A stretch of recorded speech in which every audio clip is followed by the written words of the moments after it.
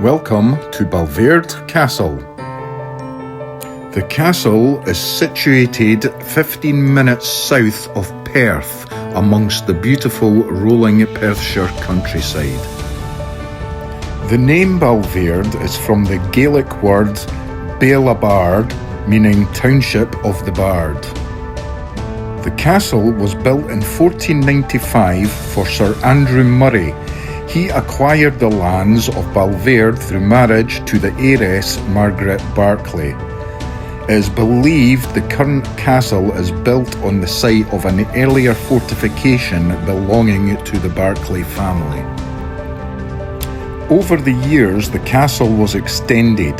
A gatehouse, the outer courtyard, and the orchard were all created in 1567. In 1658, the Murrays of Balvaird were elevated in rank and the family became the Viscountcy of Stormont, and in 1658 moved to Scone Palace. The castle was then inhabited by farm workers.